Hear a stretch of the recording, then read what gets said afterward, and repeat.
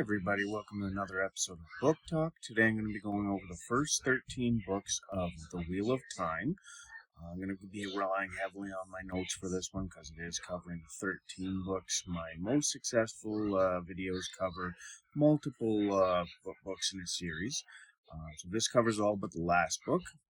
And if you are here to figure out what happened in the end because the show got canceled, this place probably isn't for you.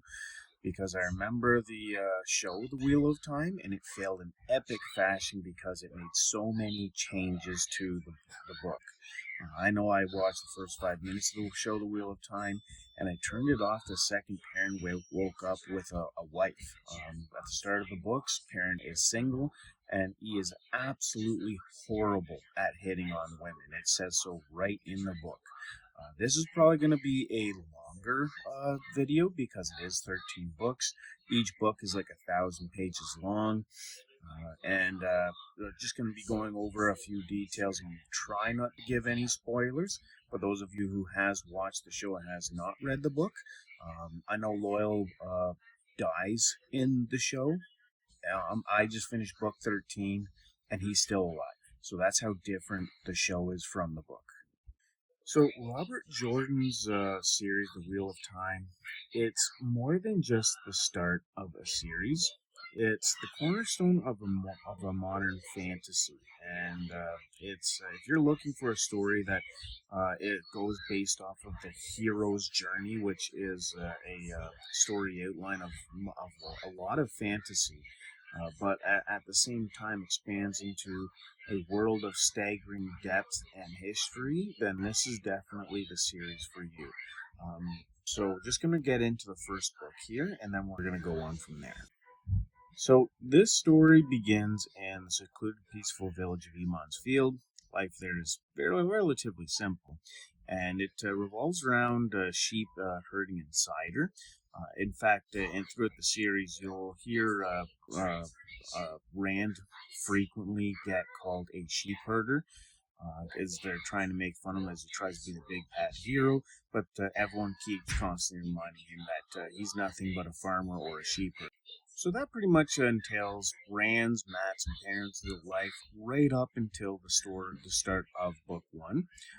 That's when there's the arrival of two strangers, a noble woman named Moraine and her stern protector Lan. They arrive just ahead of a nightmare, monstrous creatures known as Trollocs, long thought to be myths descending upon the village of Emond's Field. Moraine reveals a chilling truth that the Dark One is waking. The Dark One is kind of like Sauron when it comes to this book. He's the big bad guy. And he's searching for one of three men in this village. Then he wants to basically kill the one of the three men. And to save their home, Rand al'Thor and his friends must flee into a world they never knew existed. Like, these boys just basically spent their entire life in this small farming town, and they never ever went outside of it. In fact, the country that it belongs to, they didn't even know it belonged to that country. This is how secluded this little village is. Absolutely no one goes inside of it or outside of it, for the exception of one merchant. And the merchant, they actually plays a popular part in this book as well. And I'll try and get into that a little bit without providing any spoilers. And the reason why that this book actually works quite well is Jordan doesn't just describe the setting. He builds a civilization. You feel the weight of thousands of years of history, as he's actually detailed the history before the series actually starts, and he's constantly getting into it.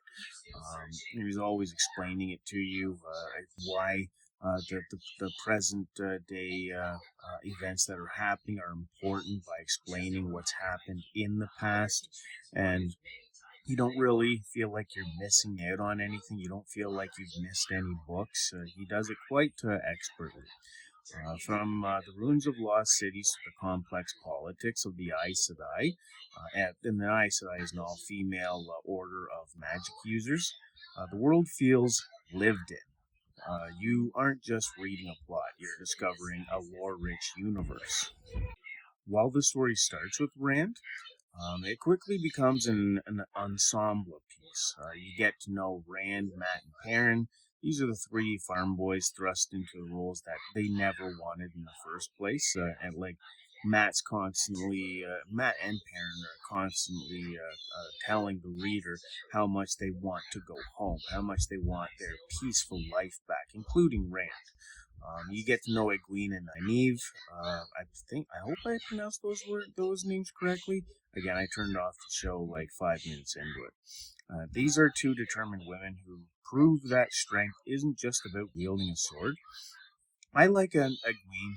Nynaeve I didn't really like at the start of the book. She still has way too much attitude, but that changes as it goes on. I definitely felt connected to the character, especially coming into book 3. You get to know Moraine. Most people fall in love with Moraine who read these books. She's a mysterious mentor whose true motives that you keep guessing. Now, here's where it really gets interesting. The magic system. The magic system is called the One Power. And the One Power is the most unique magic system I've probably read up to date. And it's divided into male and female's halves, Saidin and Saidar. But there's a tragic catch in this magic system. The male half is tainted, and whenever it's used by the men, it makes them feel sick to their stomach so much so that they feel like puking, and it slowly drives them mad. It kind of ticks away at their insanity. And The original sin creates a tension that vibrates through every single chapter because every time that Rand uses the One Power, because he can actually use it, um, it slowly chips away at his sanity, and you can definitely notice that throughout every single book because he really starts to basically lose his cool. Basically, what to expect in the first book is much of the book involves a high stakes flight across the continent. The three boys are fleeing for their lives. You'll experience the mounting dread of being hunted and the wonder of seeing great cities for the first time. These boys are, like I said, small town farmers. Like this town probably has less than 100 people. Um, and they're going into these cities that have like tens of thousands, and from the feel of the book, hundreds of thousands. While it pays homage to the Lord of the Rings, like heavily, like you can tell that the Lord of the Rings was the inspiration for this book. Robert Jordan was a huge Tolkien fan. You can definitely tell that. It quickly carves its own path, though, focusing heavily on gender dynamics, prophecy, and the psychological toll of destiny and how heavy it would weigh on your shoulders. By the time you reach the climactic finale at the Eye of the World, and the book is called Eye of the World because they're searching for the Eye of the World, the stakes have been shifted from basically survive the night to save the fabric of reality, and that's exciting. So my verdict on The Eye of the World is that it's a rich, immersive experience, and it rewards patient readers with incredible payoffs and sets the stage for a saga that truly changed the face of fantasy literature. Now, if you're wondering if Robert Jordan can keep up the momentum of the explosive first book, the answer is basically a resounding yes. The Great Hunt, which is the second book, it takes everything that worked in the first book, the sense of destiny, the vast world, and the lurking shadows, and it expands it into a tighter and more urgent, emotionally complex narrative. This story begins shortly after the exciting events at Feldera, and the piece is short-lived. A daring and bloody raid results in the theft of two vital artifacts: the Horn of Valir. That legend says that it can summon dead heroes to fight for the light, and a cursed dagger, and that a certain main character literally cannot live without. I'm not gonna spoil who can't live without it, but one of the main characters that missing dagger, if they don't find it, that main character is going to die. And this sets off two parallel, equally fascinating journeys. The Hunt, which Rand, Mat, and Perrin join a troop of Shineran soldiers on a desperate chase across the continent to reclaim the stolen items. And basically, the White Tower's involved in this. Egwene and Nynaeve travel to the legendary city of Tarvalon, where the White Tower is, to begin their formal training as Aes Sedai, navigating treacherous waters of magical and education and heavy internal politics. The Aes Sedai, they're very, very political. They are always scheming. They're always scheming with each other.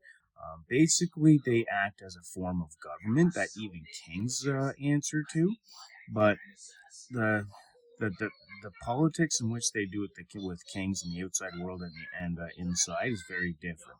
They're much more political with each other, and I know that sounds like a boring read, but it really isn't, because the politics in this, if you fail, you basically get silenced, which entails the women be having all their magical abilities stripped away from them, which makes them suicidal. But why this book works so well is it's a masterful world building. Jordan steps away from the Tolkien-esque feel of the first book and begins to unveil the truly unique characters of his own world. He definitely makes his own thing. It's heavily inspired by Lord of the Rings, but it's definitely his own work. The game of houses, Deus Daemar. I'm confident that the Game of Thrones drew a lot of inspiration from this. It's deadly, it's subtle political maneuvering in the city of Carrion. I hope I pronounced that right. Where every word and gesture is a move on a chessboard, and it can either have you successful, in which you get promotion or you get what you want, or you can fail and you can get either thrown into a dungeon, demoted, or even killed. The Ciancian, a terrifying new threat from across the sea, with a culture and use of magic that is unlike anything I've seen before. They basically take magic users and they enslave them. And they do it with this a collar type thing, and it makes it so that the person who's holding the collar only has to send their thoughts through it, and it can basically torture the magic user until they actually start to do what they want. And if you try and take the collar off, it harms you very badly. And it introduces Portal Stone, the introduction of worlds of if, alternate realities that hint at a staggering scale of the wheel's pattern. They basically go into this alternate dimension that it explains it as very, very dark, very black. You can barely see it, and it's like a maze, and you can get lost in there and never find your way out. It's quite cool. And the character evolution, where you go from farm boys and village girls, are basically gone. In their place, they're young adults grappling with the terrifying burdens that are placed before them. Rand is in a state of desperate denial. He's terrified of his own potential, and he tries to push his friends away to save them, creating a poignant, lonely arc. He's terrified that he's going to snap and kill them. Because, like I explained, the magic system with the male half, it slowly starts to chip away at your sanity. Nynaeve and Egwene show incredible grit. Their time in the White Tower isn't just a magic school, it's a grueling test of will that forces them to grow up very fast. While the first book felt like a flight of danger, this book feels like a mission. The pacing is improved, the villains feel more personal and cunning, and the mystery of the Dragon Reborn prophecy begins to feel like the weight that could crush the entire world. My verdict on The Great Hunt is it's an excellent second book. It's I wouldn't say it's better than the first book, but it's very close. The Great Hunt is arguably where many readers truly fall in love with the book, honestly. With The Wheel of Time, it proves that the series isn't just a quest story. It's a political thriller, a psychological study of power, and a grand mythology all rolled into one. A lot of work went into it, and I truly appreciate that. The final 100 pages are legendary for their intensity and will likely leave you reaching for book 3 immediately. My brothers who never read They read this book and they read it like what one book after another until they completely finished it, and they aren't readers at all. Before this book, they probably hadn't read in 20 years. The final thought is the first book was the spark, and this book is basically the fire. It is essential reading for everyone who loves epic fantasy with a deep lore and high stakes. So now we're going to get into book three, and honestly, this is why I wrote notes, because when you read 13 books, it's hard to remember each individual book because they all kind of ravel into one. You kind of keep thinking, was that book three? Was that book five? Which book did that take part in? That's why I wrote notes, and that's why I'm going over them. So, The Dragon Reborn is widely considered the book where the Wheel of Time truly finds its legs, though. It evolves from the traditional traveling quest into a sprawling, multi-layered epic. It's bold, high-stakes installment that balances character work with a breakneck finale. And here's basically a look at why this third volume is a fan favorite of many. In what I would call a daring move, Robert Jordan shifts the spotlight away from Rand al'Thor, which is the main character. Though the book bears his name, Rand spends much of the story as a shadowy, looming figure in this book, a force of nature moving throughout the continent toward a destiny he is still trying to outrun. So the benefit of this is by seeing Rand through the eyes of others, you feel the sheer weight of his presence and the terrifying reality of a man who can channel the one power and why people are terrified of him. The result is the absence allows the rest of the Emus Field 5 to step out of Rand's shadow and become fully realized heroes in their own right. In this, the real Matt Cauthon emerges, and people fall in love with him. If you found Matt irritating in the first two books, The Dragon Reborn is where everything now changes. Now fully healed from the corruption of Shadar Logoth, Matt's true personality shines through. We begin to see his uncanny relationship with chance and dice, which adds a fun, unpredictable energy to the series. And that his skill with luck is basically why people fall in love with him. One of the most celebrated scenes in the entire series occurs very early on, actually, involving a quarterstaff and two of the finest swordsmen in training. It's a turning point that cements him as a fan favorite. People love his skill, and they love how his skill mixed with his insanely high luck, how it evolves the story. Now, here's the coolest part about it Perrin and the Wolf Within. Perrin's journey is perhaps the most atmospheric part of the book. As he travels with Moraine and Lan, he struggles with his growing connection to the wolves and the wolf dream. He struggles with this throughout the series. The wolf dream is another word for it in the series is Telen Riyad. Tel Eren Riyad. I hope I pronounced that right. His internal conflict and fear of losing his humanity to the beast adds a layer of tragic tension to his chapters. This book introduces key characters who will become staples in this series, including the fierce and mysterious Fail Bashir. And the people who were arguing that the show where these characters were white, I mean, Fail Bashir, you can completely tell that a lot of these characters were not white. It's one of the things that the show actually got right. While the men are chasing the destiny or running from it, Egwene, Nynaeve, and Elaine are tasked with a high stakes mission with the White Tower. It's they're hunting for the Black Aja, a secret sect of Aes Sedai serving the Dark One. This subplot introduces a cloak and dagger element to the series that keeps the tension high. You also see the girls begin to master the One Power, and they prove they are far more than just students caught in a war. This book excels highly and makes the world feel dangerous and reactive. You see the ripples Rand leaves in his wake, strange weddings, sudden miracles, and terrifying nightmares, reminding the reader that the pattern is basically warped and constantly evolving around him. He makes the he basically makes the pattern do kind of create things because of him, and and the pattern is basically fate. This is like seeing that fate is basically warping and evolving around a specific person. So my daughter just came downstairs. You might hear them. If you do, girls are very loud.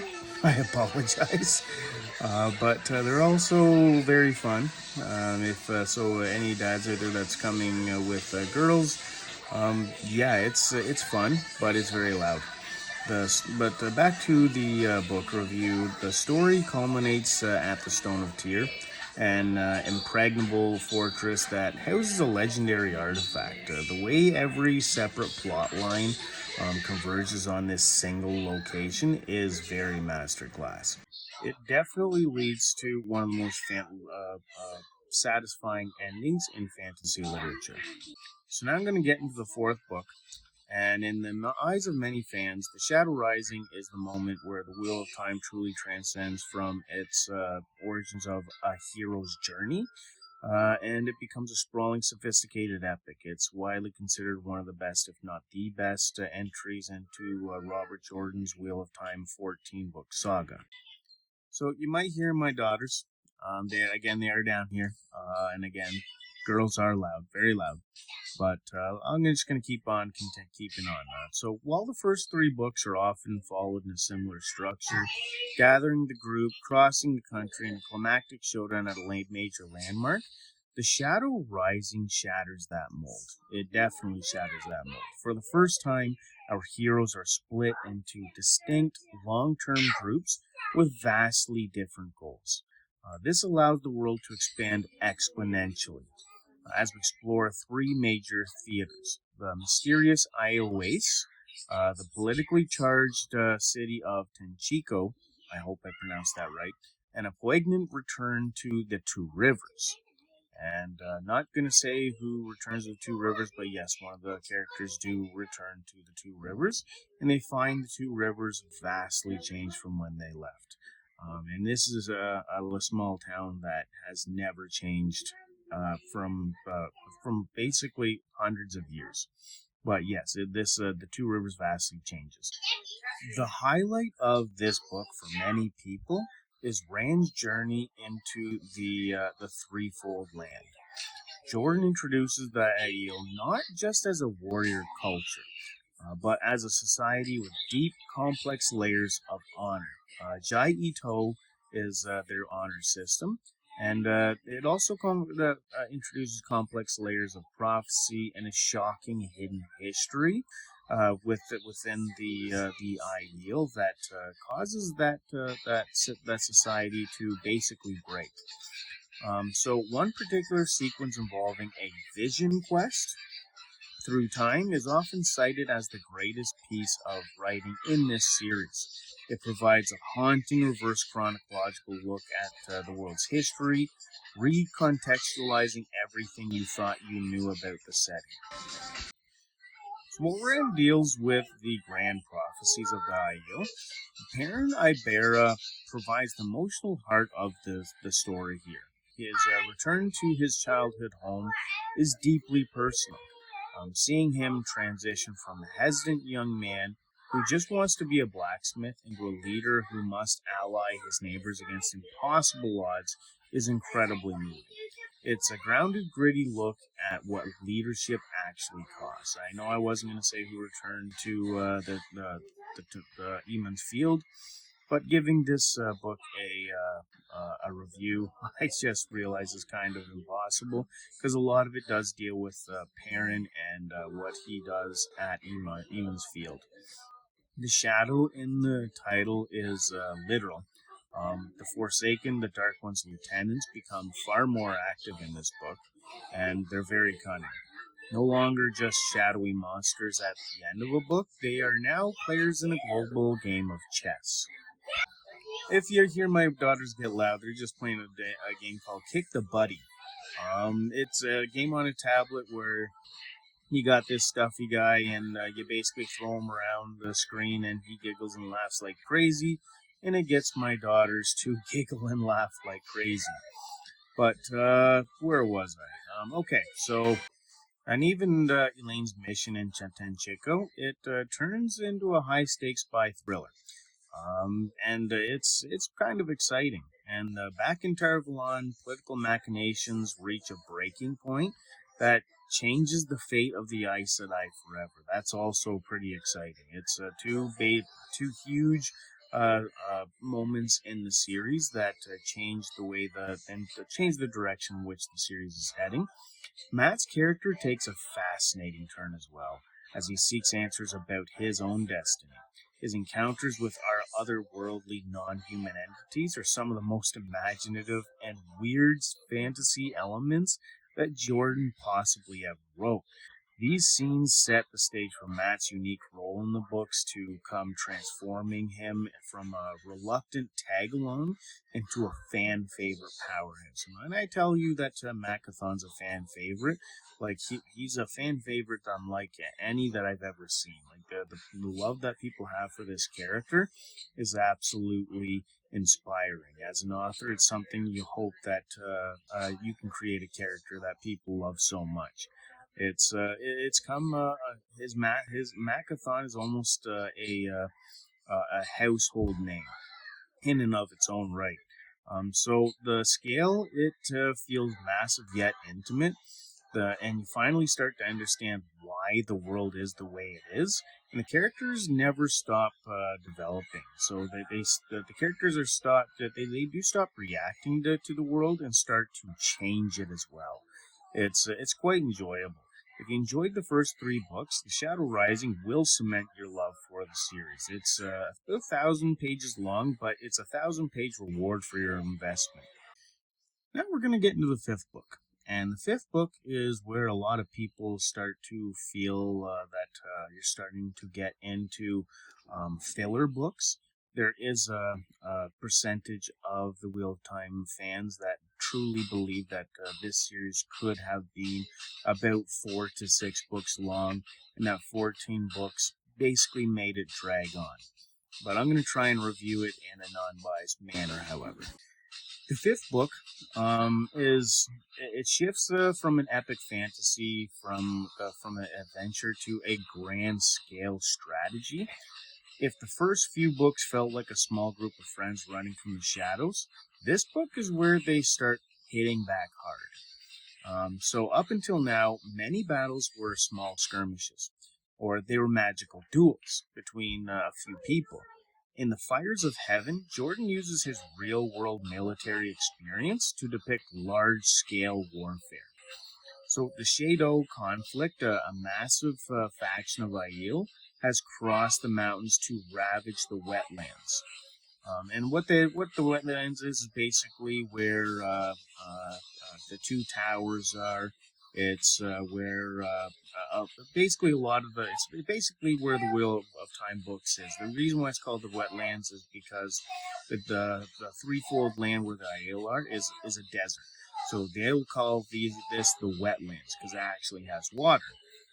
The resulting pursuit leads to a second battle in Carrion, which remains one of the most tactical and vivid military engagements in this series.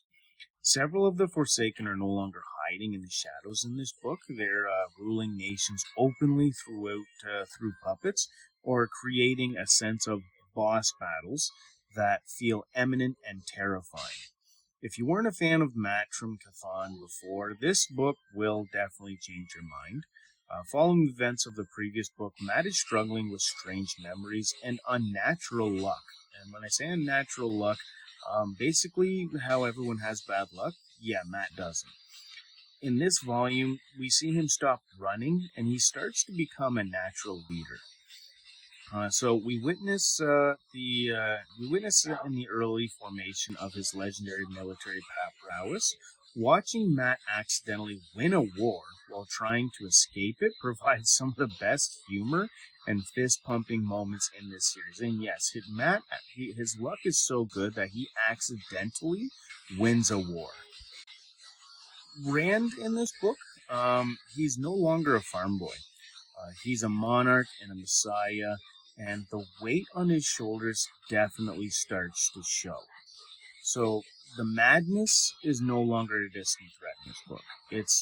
It's showing heavily in his actions. It's a whisper in his head. Like, yes, he hears voices in his head. His interactions with a certain captain, Forsaken tutor, provide a fascinating look at the mechanics of the One Power. Yeah, he captures a Forsaken and he makes the Forsaken teach him the One Power. Uh, so Rand begins to make cold, calculated decisions as well that alienate his friends but are necessary for his survival. This book marks a turning point where Rand stops reacting to the world and starts forcing the world to react to him. Well, Rand is at war as well. Nynaeve and Elaine are on the desperate trek to find the rebel Aes Sedai. And in this book, there are rebel Aes Sedai. I'm not going to say what happens, but basically the Aes Sedai are split into two factions, and they hate each other. And even Elaine, they're on a trek to find the rebels because they believe in their cause. So to hide from the Forsaken Moghedien, I hope I pronounced that right, they join a traveling circus. While this subplot is polarizing for some, it offers deep character growth for Nynaeve, who is forced to confront her own pride and her own block of the One Power. The political fallout from the coup in the White Tower from Book 4 finally comes to a head as the girls reach the village of Saladar, setting the stage for a civil war that will define the rest of the series. And this civil war, it covers multiple books. And you know how I stated that some people find this is where the pacing slowed down, and that you start to get into filler books, like entire books of filler. This, unlike some of the later, slower books, the final 2 pages of The Fires of Heaven are pretty relentless. There's a specific event at the docks near the end of the book that is widely considered one of the most shocking and emotional sacrifices in fantasy literature. The climax is in the city of Camelin is cinematic, involving a terrifying new use of balefire. So what balefire is a magical spell, and it's a light.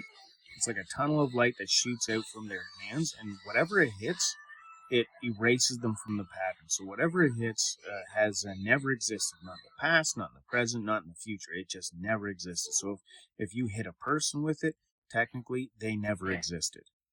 Now, what I don't understand about the book is if you hit them with balefire and they never existed, why do people still remember them?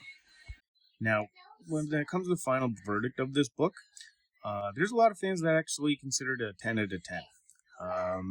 And they're usually fans of military strategy and deep character psychological shifts. So if you love military strategy, you definitely want to read this book. It has some intense military strategy in it. It's very, very in depth and extremely impressive. It's the book where the game of houses meets the apocalypse. Basically, it's the best way to explain it. The sixth book in the installment is called The Lord of Chaos. It's definitely where the pacing starts to slow down, in my opinion. It's often cited by fans as a series high point, though, not just for its legendary ending, but the way in which it masterfully tightens the political and emotional noose around its antagonist. So it does slow down the pacing, but it does it out of necessity, in my opinion. This book is over 1,000 pages long. The book is a sprawling masterclass in building tension. And sometimes to build tension, yes, you do have to slow down the pace. And here's a look at what makes it so compelling. The atmosphere of Lord of Chaos is defined by an oppressive, unnatural heat wave. As the Dark One's influence on the world's weather grows, the physical heat mirrors the rising political temperature. He does that quite beautifully as well. Rand al'Thor is no longer just a fugitive or a hidden hero. He is a king and a conqueror ruling multiple nations in this book. Much of the book follows his struggle to maintain control while being pulled in different directions by allies who want to guide him and enemies who want to break him. So it's a big reason as to why the pacing slows down. It starts to get extremely political because it tells you how a king actually rules his nations. Some people find that absolutely pointless and feel that the story could have maintained its same point that it tries to make. It's same story outline. Basically, a lot of people feel that it could have been the same story without this book in it. Whether you agree or disagree, that's another point that you can comment about whether you agree on that or disagree on that, and you guys can have a conversation in the comments section as to whether you truly believe that this book should have been in the series or it's a filler book that should have been omitted. The one of the most fascinating developments is the amnesty. Rand begins actively recruiting men who can jam, leading to the creation of a dedicated training ground. The Aes Sedai absolutely hate this. And this introduces new discipline and terrifying military force into the world's power balance. It's basically military that can just snap and go insane. It's quite creative. So although the cast is starting to get quite massive in these books, there's a lot of characters in this series. Several characters, though, reach a point of no return in this volume. We see the heavy toll that leadership has on Rand and the hardening of his personality. He believes that he needs to be hard as steel. The voice of Lews Therin, which is the voice in his head, becomes more distinct, creating a psychological thriller element with a high fantasy setting. Egwene Elvire, her journey takes a dramatic turn as she is summoned away from her training with the Aiel Wise Ones to face a massive responsibility that shifts her role in the series forever. I'm not going to say what it is quite yet, but it's quite surprising. It's a jaw dropper for sure. Nynaeve and Elaine, they're stationed with the Rebel Aes Sedai. They continue to rediscover lost talents happened, but the talents that the Aes Sedai had before the breaking of the world, but that they had lost over the years. Nynaeve in particular achieves a feat previously thought impossible in the history of the One Power, proving that the Age of Legends is truly returning. And the feat that she provides, I don't even think they were able to pull off before the breaking, and the Aes Sedai lost a lot of their power. I think that this feat that nobody has ever done before. Perrin, after being absent for an entire book, Perrin returns to the fold. His steadfast loyalty and Wolf Brother abilities become crucial to the story and hurtles towards its climax, which is very exciting. The middle of the book is heavily focused on diplomacy and scheming, and it's why a lot of people feel that this book is a filler book. Two rival factions of Aes Sedai, the Official Tower in Tar Valon and the Rebels in Saladar, both sending embassies to Rand. The interplay between these groups is a highlight. You feel the weight of the centuries of Aes Sedai tradition clashing with Rand's refusal to be a puppet. So you're starting to get that this book is very political. So if you don't like political books, it's a book where, in my opinion, it's not a filler book. It's very important. The story just cannot be, it won't be the same without this book. It is a necessity to read. You cannot skip this book. If you skip it, you will be lost throughout the series. But yeah, it's extremely political. And that's why a lot of people feel that it is a filler book. They feel that the story starts to drag on at this point, but it is a very important book.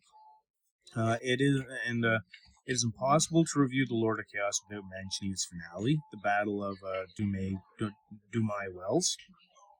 While the book is paced deliberately, The final 100 pages move at breakneck speed. It is a visceral, world-changing event that shifts the power dynamics of the entire series. It moves beyond traditional good versus evil skirmishes into something much grittier, leaving the reader with a haunting realization that the world around them has changed, and that there is no going back to the way that things were. In summary, Lord of Chaos is a book about consequences. It explores what happens when a messiah figure actually gains power, and the chaos that ensues when the old world order tries to snatch it back. It is rewarding, deeply immersive, and contains some of the most iconic moments in the history of the genre. So now we're getting into the seventh book, and it's another, like, basically books 6 through 9, a lot of people feel are filler books. The seventh book is called A Crown of Swords, the seventh installment in Robert George's Wheel of Time. It's a fascinating transitioning point in the series, in my opinion. While many fans refer to this middle section as the beginning of the slog in which I mentioned, this book actually pulses with political tension, sharp character growth, and some of the most memorable interpersonal payoffs in the entire saga. So, although, yes, it is slow, there are rewards to reading it as well. The story picks up immediately after the explosive climax of The Lord of Chaos. The world is reeling, and the Dragon Reborn is no longer just a figure of prophecy. He is a political reality that every nation must face.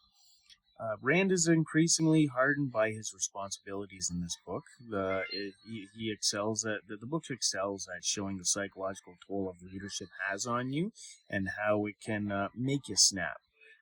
We see him navigating the cutthroat politics of Carrion and Ilion and how frustrated he gets with them. And while he tries to impose order on a world that is resisting him at every turn. Although it is prophesied that he will fight the Dark One, for some reason, and the book still hasn't really explained it, people try to fight him at every turn. They even try to kill him. They don't want to follow him. They're absolutely terrified of him. I mean, I get being terrified of him because with the male half of the One Power, he is destined to go mad. But the fact that he's supposed to be your savior, but you're trying to kill him, doesn't really make sense to me. And but I've just finished book 13 and still hasn't really explained it. That I can remember. I might read my notes and it might tell me, and I just forgot. I don't know. But Elaine, Nynaeve, and Mat are in the sweltering city of Ibudar in this book, and their quest to find an ancient artifact to fix the world's broken weather provides a detective story feel that balances the heavy military focus of the other chapters. So if you're into mystery, this book does have a bit of mystery to it, and it's quite fascinating as well. And we get to see Egwene truly begin to flex her muscles as the Amyrlin seat of the Rebel Aes Sedai. And yeah, that's basically, she becomes the leader of the rebels. And that's the jaw-dropping turn that actually takes place. She becomes an absolute total badass. Her journey from figurehead to a legitimate power player is one of the most satisfying arcs that I've ever read in a book. Now, if you enjoy Game of Thrones type maneuvering, this is your book. It isn't just about who can channel the most power. It's about who can navigate a room, secure an oath of fealty, or spot a hidden enemy in a palace. The political landscape feels denser and more dangerous than ever. Without giving away the how, this book contains one of the most cheered for moments for Nynaeve Elmira. After books of struggling with her block, her character reaches a pivotal turning point that changes her trajectory for the rest of the series. The unnatural heat caused by the Dark One is a constant, suffocating presence. Jordan uses the weather to heighten the tension in this book, making the character's desperation to find the bowl of the winds feel visceral and earned. And the final verdict of this book that I have, it's The Crown of Swords may be shorter than its predecessors, but it is lean and purposeful. It trades the massive scale of Dumas Wells for a more intimate psychological look at what it means to hold power in a world that is literally and figuratively burning. Um, a Crown of Swords reminds us that the path to the last battle is paved with difficult choices and even more difficult people. So now comes book 8, and it's again one of the slog books that people say is pointless to the story and is just a filler book. And Robert Jordan tries to deliver a tighter, more atmospheric entry that trades the sprawling travelogues of previous books for high stakes political maneuvering that and some of the most visceral combat in the series. So again, it's another highly political book. That's kind of why the slog books are considered slog books, because that they're very political. Probably three quarters political, and we're with a little bit of action. And despite being the shortest book in the series, it packs a significant punch by resolving long-standing plot threads and pushing its central characters into darker, more complex territory. The title of this book, it's taken from the proverb, on the heights all paths are paved with daggers. And it perfectly captures the book's tone, honestly. The world is becoming an increasingly dangerous place for those in power. The weight of leadership, we see Rand, Gwyn, and Perrin all struggling with the daggers of their positions. The book explores the isolating nature of command and the moral compromises required to stay ahead of both visible enemies and allies waiting for a moment of weakness. The unpredictability of the power. A major theme is the loss of control over the one power itself, whether due to the thinning of the pattern or specific external artifacts. Channeling becomes erratic and dangerous, adding a layer of tension to every magical encounter. Some people feel that it's a slog book because it's the events that take place. They're not massive battles. They're little things that adds danger to every choice that a character makes. So my computer is right in the middle of the living room, and in order to not interrupt the video, my wife actually crawled across the floor behind me. It was actually quite hilarious. Rand's arc in this book is basically the heart of it. He launches a massive military campaign to repel this Seanchan invasion. And these chapters are a masterclass in fog of war storytelling. You feel the exhaustion of the soldiers and the growing instability of the Ashaman. The climax of his storyline features a terrifying display of power that serves as a sobering reminder of why the world actually fears the Dragon Reborn and how much power he actually has, and how he can basically, if he snaps, basically kill thousands in the blink of an eye. If you've been waiting for Egwene to truly step into her role, this is the book where it happens. Still leading the Rebel Aes Sedai, she engages in brilliant, high-stakes political game of houses against the older, more experienced sitters. Her transformation from a puppet to a true leader is incredibly satisfying to actually watch. And the Sitters is actually a group of very old women. They're hundreds of years old. They use the One Power, but they're women that were cast out from the One Tower because of various reasons. But basically, they couldn't pass the test to become a true Aes Sedai, so they were cast out of the One Tower, and they actually grouped up together to help each other, and they called themselves the Sitters. And the reason why they're hundreds of years old is because the One Power can actually, if you use it enough, stop you from aging. The book actually opens up with a bang, as the group in Ibudar finally attempt to use the Bowl of Winds. The fallout of this event changes the literal and political climate of the world. Elaine's subsequently journey to claim the Lion Throne of Endor begins in earnest, shifting her focus from adventure to statesman. Perrin is on a diplomatic mission in this book to handle the prophet Massima. His story highlights the friction between his humble nature and the lord of the pattern requires that the pattern actually requires him to be. His relationship with Fail is tested. That Fael Bashar character that I mentioned, he actually ends up marrying her. And the arc ends on a massive cliffhanger that sets the stage for his journey in the next several volumes. The pacing of this book is shorter. The slog often associated with the middle of the series is less apparent here.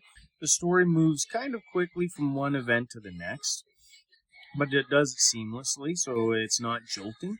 The Cientian are cemented as a formidable non-monstrous threat, unlike the Dark Friends.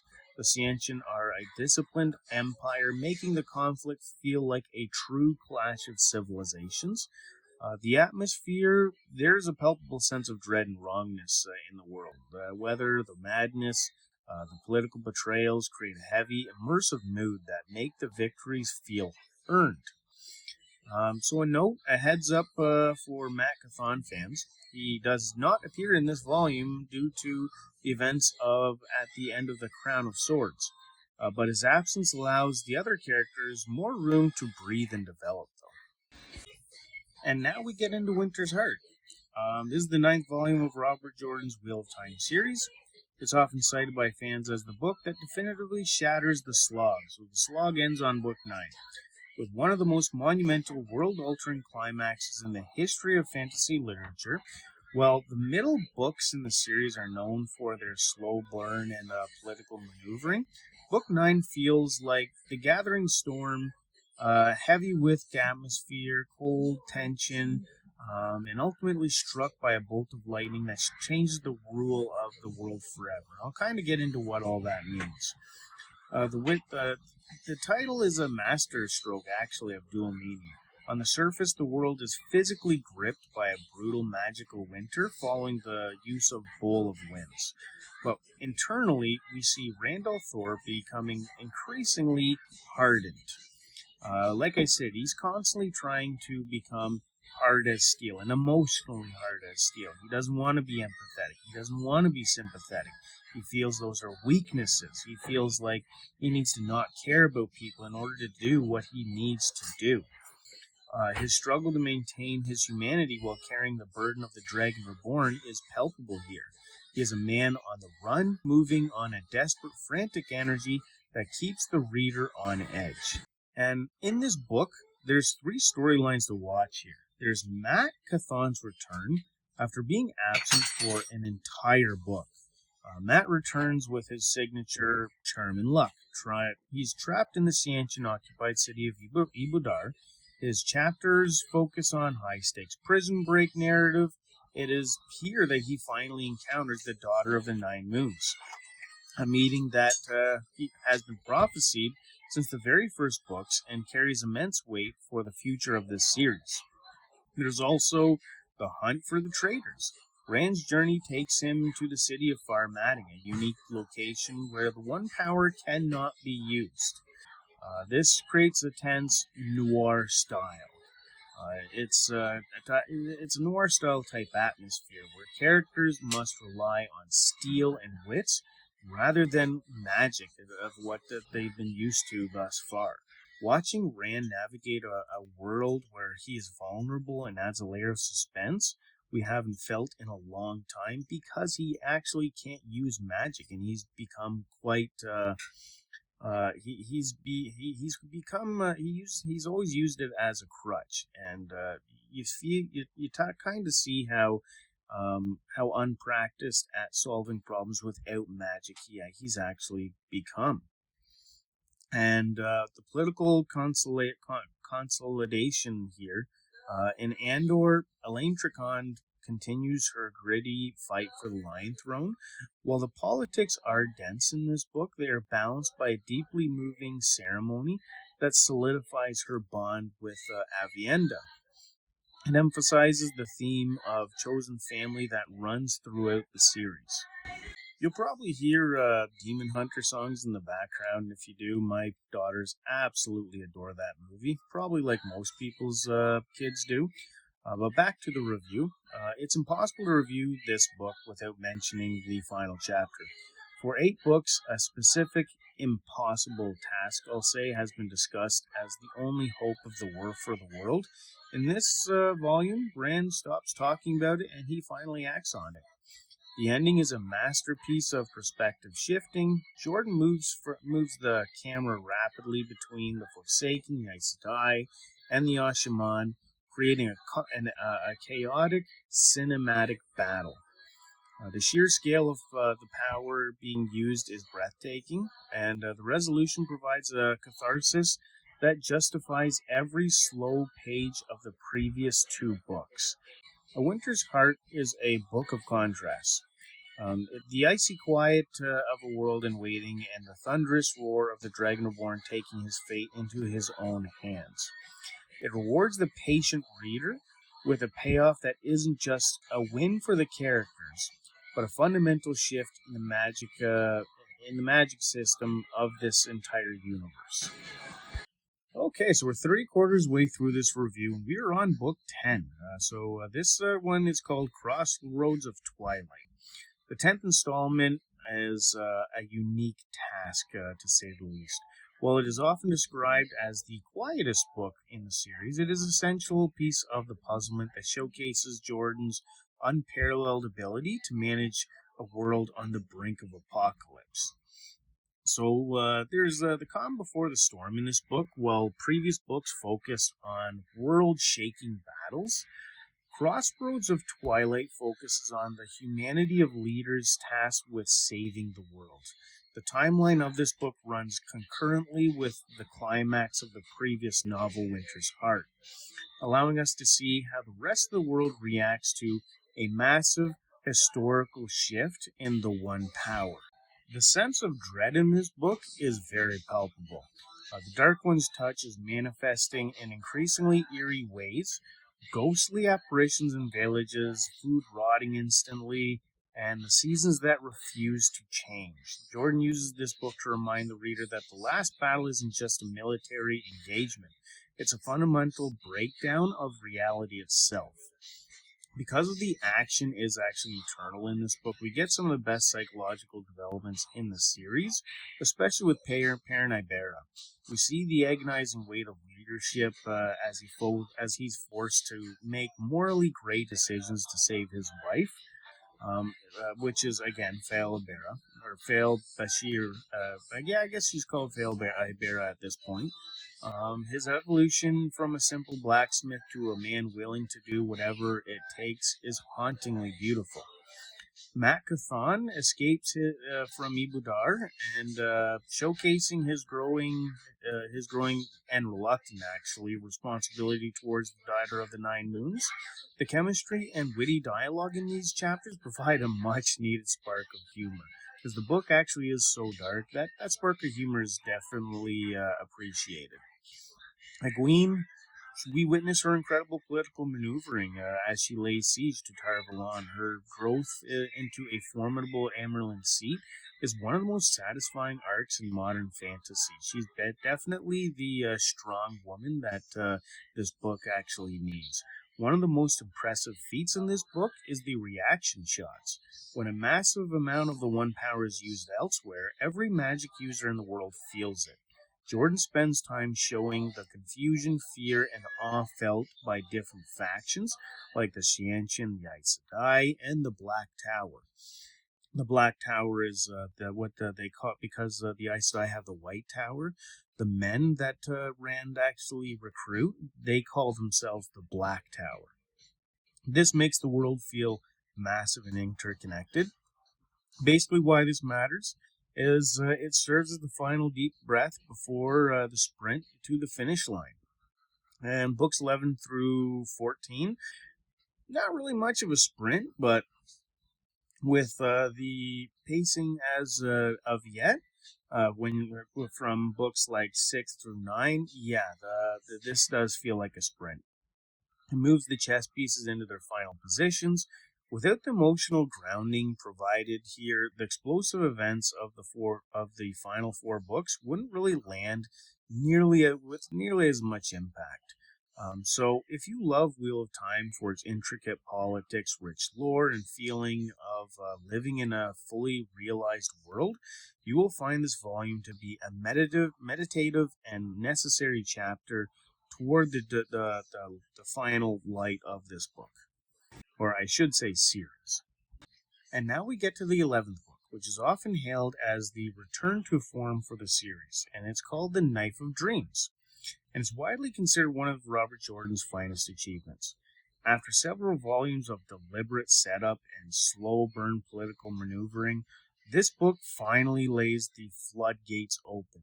It is a masterclass in tension, emotional payoff, and high stakes fantasy. The the reason why is, while the middle of the books of the Wheel of Time are famous for world building, character depth, and political maneuvering, Knife of Dreams is defined by its momentum.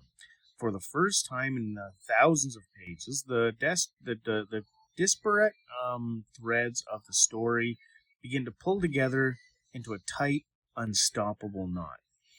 So the major plot resolutions are several long-running storylines that actually span multiple books. Reach their then Here they reach their definitive conclusions.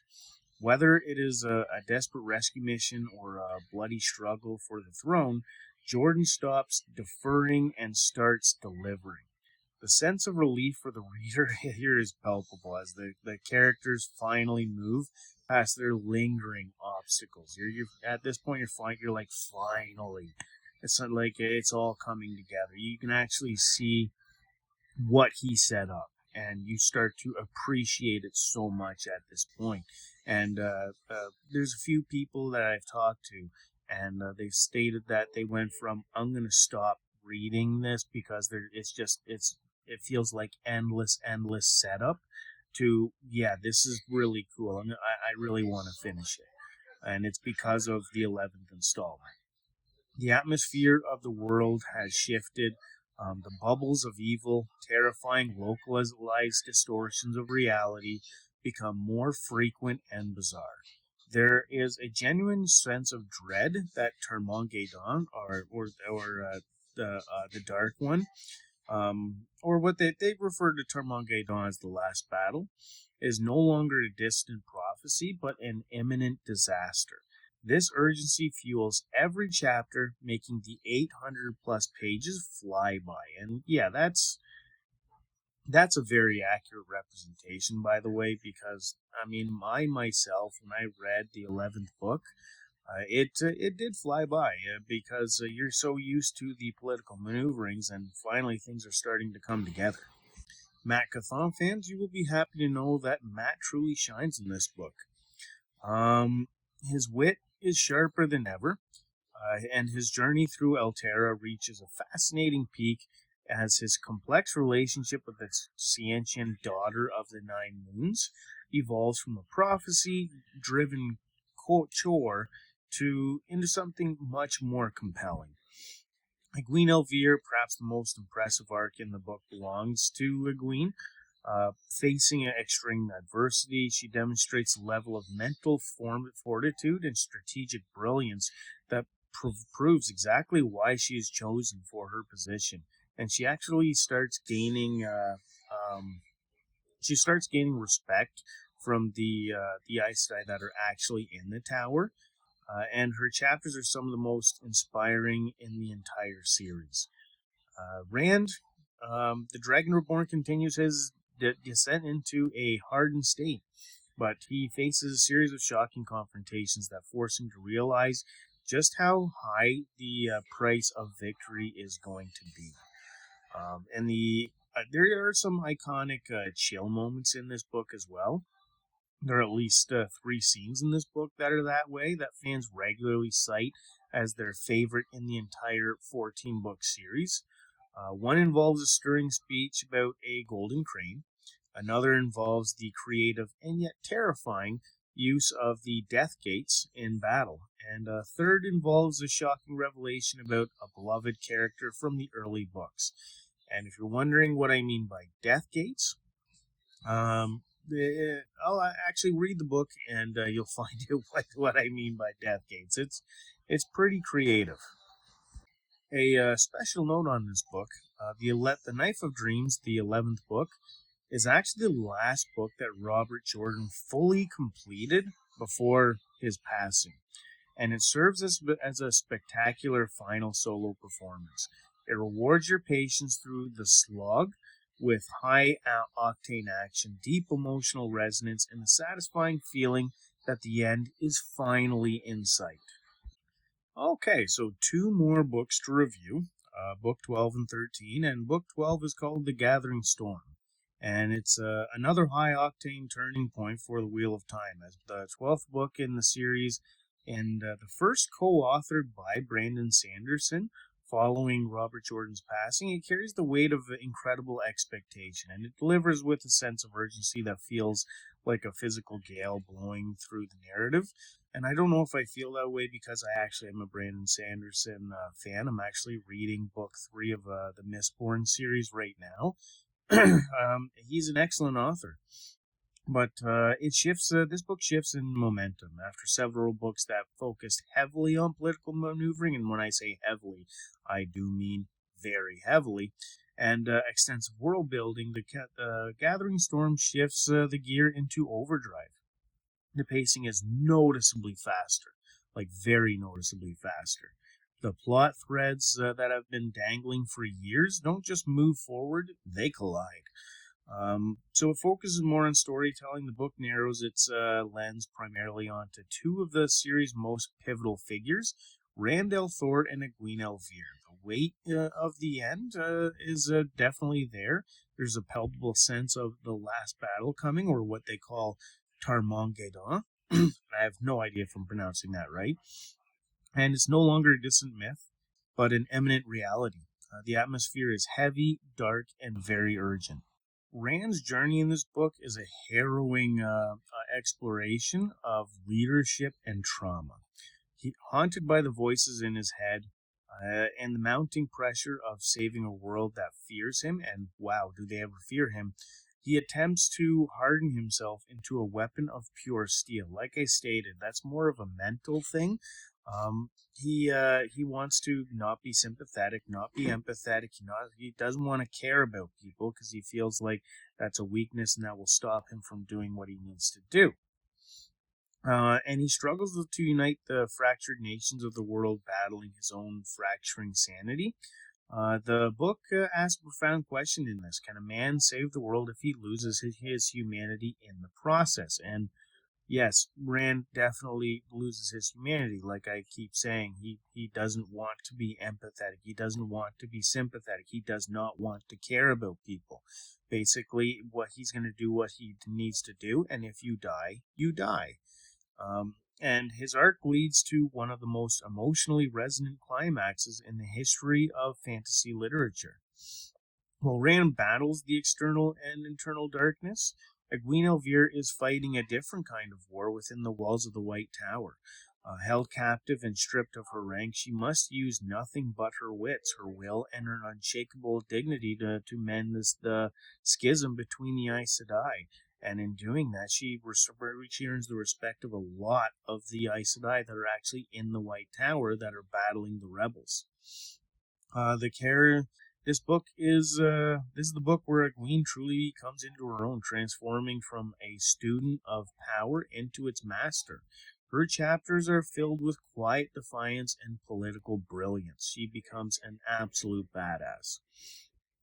Brandon Sanderson's impact on this book honors Jordan's voice while injecting a cinematic energy into the prose.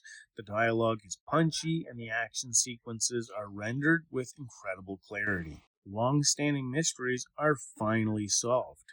And characters who have been suffering for books on end finally receive moments of profound payoff. And it's a good feeling reading through 11 books, and on the 12th book, you finally get your payoff. Despite the epic scale, the book never loses sight of the personal stakes. It's a story about fathers and sons, teachers and students, and the cost of duty. The wheel of time turns and ages come and pass, but this book, the wheel begins to spin with a terrifying, beautiful speed. And here we go, the last book in this review, the 13th book of the Wheel of Time. It's called The Towers of Midnight, and it's the penultimate volume of the Wheel of Time, and it's widely regarded as one of the most satisfying and high octane entries into the entire series. After the focused, character driven intensity of The Gathering Storm, Brendan Sanderson, working from Robert Jordan's extensive notes, widens the scope, bringing long simmering plot threads to explosive resolutions. Following his soul shattering epiphany atop Dragonmount, Rand al'Thor returns to the world, but he is very changed. No longer the Darth Rand that you see in the previous books. He is now a figure of light and Zen-like clarity. Rand begins a global apology tour, righting the wrongs he has committed during his descent into darkness. Seeing the world literally brighten and heal in his presence provides a sense of hope that begins missing for several volumes. His interactions with old friends and enemies alike are filled with a newfound wisdom that makes him feel truly like the dragon reborn that you would expect. But for many fans, it's actually Perrin's storyline that had felt like it was a holding pattern for several books. Towers of Midnight actually shatters that pattern.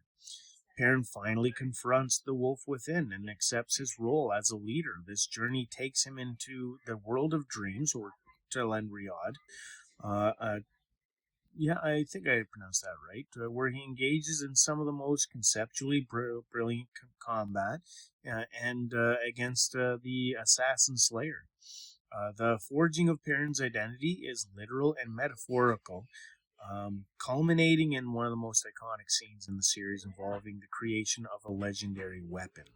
Matrim Cathon is actually in top form in this book, reclaiming the wit and tactical brilliance that makes him a fan favorite. Matt finally addresses two massive dangling plot threads that you've been reading through several volumes: the terrifying golem that has been haunting him, and the long awaited rescue mission of the Tower of Ganji. I think I pronounced that right. The Excursion of the Tower of Ganji is a pure high fantasy horror. It's eerie, otherworldly, and carries a high cost, and because I love horror, it's my favorite part of the book. The resolution of Half the Light of the World is a jaw on the floor moment that provides how meticulously Robert Jordan planned this ending. As the last battle Tarmagedon looms, the gathering of the clouds begins. Egwene, now firmly set as the Emerald seat, not just for the rebels, but for the White Tower as well. Egwene must navigate the politics of a fractured world while dealing with the internal threats of the White Tower and a brewing conflict with Rand. Because although she's the leader of the White Tower, and the White Tower and the rebels have now joined together, there's still very much a split there. You can still sense the White Tower versus rebels and the shift between the two factions still.